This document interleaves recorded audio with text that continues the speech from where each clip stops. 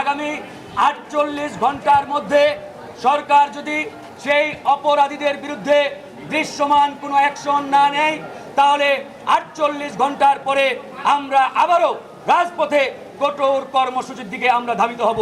সেই কঠোর কর্মসূচি কি ধরনের হবে সেটা আপনারা আগামী 48 ঘন্টার পরে বুঝতে পারবেন এবং সরকারও টের পাবে। একই সাথে জনাব নুরুল হক নুরু রাজপথে নেমে তার উপরে যে হামলা, এই হামলার বিচারের জন্য যা যা করার তাই করা হবে। প্রকাশ্যে মিডিয়ার সামনে জনাব নুরুল হক নূরকে রক্তাক্ত করেছে, এরকম ভিডিও ফুটেজ প্রমাণ থাকা সত্ত্বেও সরকার যখন তদন্ত কমিশন করে 30 কার্য দিবস সেই কমিশনের মেয়াদ দেয়, তার মানে বুঝতে হবে সরকার এই ঘটনার বিচার সঠিকভাবে কতটুকু করতে আগ্রহী বা সদিচ্ছা রয়েছে, এটাও কিন্তু অনেকটা আমরা সন্দেহের চোখে দেখছি।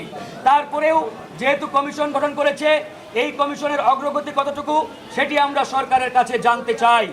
প্রিয় সাংবাদিক বন্ধুগণ, ইতিমধ্যে আপনারা দেখেছেন এই ঘটনা ঘটার প্রায় 15 দিন হয়ে গেল, কিন্তু আজ পর্যন্ত যারা অপরাধী তাদের কারো বিরুদ্ধে এখন পর্যন্ত সরকারের পক্ষ থেকে কোনো অ্যাকশন নেওয়া হয় নাই। এখান থেকে আমাদের এই সন্দেহ ডে বাই ডে আরও বড় পরিসরে দানা বাঁধছে।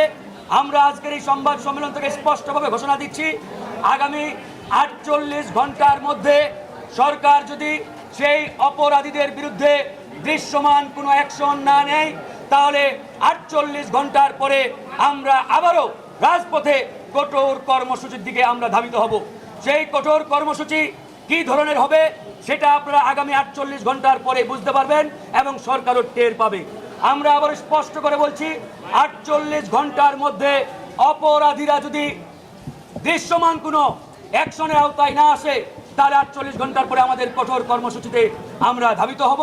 একই সাথে জনাব নুরুল হক নুরু রাজপথে নেমে তার উপরে যে হামলা, এই হামলার বিচারের জন্য যা যা করার তাই করা হবে। নূরের যে শারীরিক অবস্থা, এই অবস্থা সম্পর্কিত জরুরি সংবাদ সম্মেলনে আমাদের উপস্থিত রয়েছেন দলের সাধারণ সম্পাদক জনাব রাশেদ খান, উচ্চতর পরিষদের সদস্য আব্দুল জাহের, শহীদুল ইসলাম ফাহিম, আবু হানিফ সহ নেতৃবৃন্দ। প্রিয় সাংবাদিক ভাইরা আমার,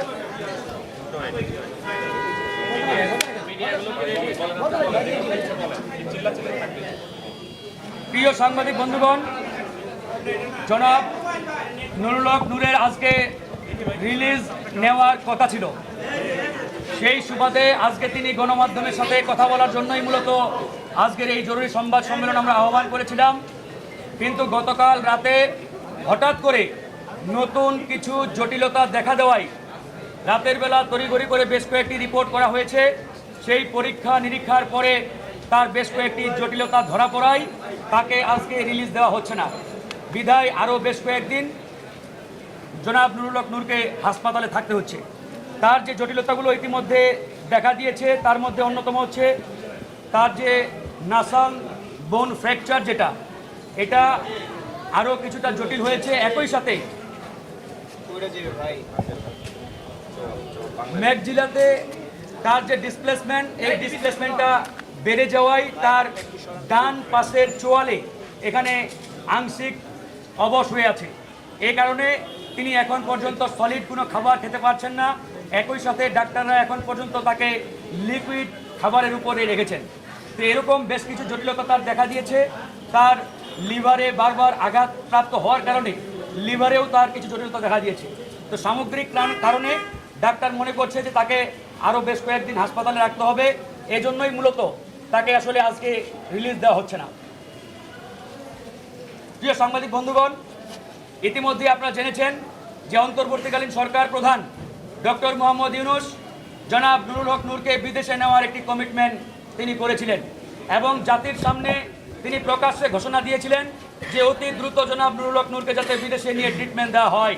কিন্তু অত্যন্ত দুঃখের সাথে জানাচ্ছি, সরকার প্রধানের ঘোষণার পরেও তারা জনাব নুরুল হক নূরকে নিয়ে বিদেশে নেওয়ার বিষয়ে তাদের যে সিদ্ধান্ত বা কার্যক্রম, এই কার্যক্রমে আমরা যথেষ্ট গড়িমসি লক্ষ্য করছি।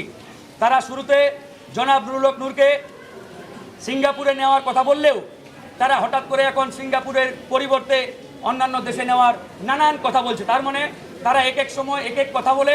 আমরা মনে করছি যে সরকারের যে সদিচ্ছা, এই সদিচ্ছায় যথেষ্ট ঘাটতি রয়েছে। তো সরকারের এরকম দ্বিচারিতা, এক প্রকারের প্রতারণামূলক কর্মকাণ্ডের কারণে গণ অধিকার পরিষদ সিদ্ধান্ত নিয়েছে সরকারের এই যে বিদেশে নিয়ে জনাব নুরুল হক নূরকে চিকিৎসা দেওয়ার যে অঙ্গীকার বা ঘোষণা, এটাকে আমরা দলীয়ভাবে প্রত্যাখ্যান করছি। জনাব নুরুল হক নূরকে যদি বিদেশে নেওয়া লাগেই বা নিতেই হয়, তাহলে তাকে আমরা দলীয় এবং পারিবারিকভাবে বিদেশে নিয়ে ট্রিটমেন্ট করাবো। কিন্তু সরকারের অনুকম্পা কিংবা সরকারের ওই দয়া দক্ষিণা নিয়ে জনাব নুরুল হক নূরকে আমরা বিদেশে নিয়ে চিকিৎসা করাবো না। আজকে এই সংবাদ সম্মেলনের মাধ্যমে সরকারের সেই ঘোষণাকে আমরা ঘৃণা ভরে প্রত্যাখ্যান করলাম। একই সাথে ইতিমধ্যে সরকার একটি তদন্ত কমিশন গঠন করেছে। এই তদন্ত কমিশনের কার্যকাল তারা 30 দিন অর্থাৎ 30 কার্য দিবস নির্ধারণ করেছে। এটাও এক প্রকারের প্রতারণামূলক কার্যক্রম ছিল সরকারের পক্ষ থেকে। আপনারা জানেন যে জনাব নুরুল হক নূরকে কারা আক্রমণ করেছে, কারা তার উপরে হামলা চালিয়েছে, সেটা দিনের আলোর মতো পরিষ্কার। গণমাধ্যমের ভিডিও লাইভে আসছে, সেখানে কতিপয় সেনা সদস্য এবং পুলিশ বাহিনীর সদস্যরা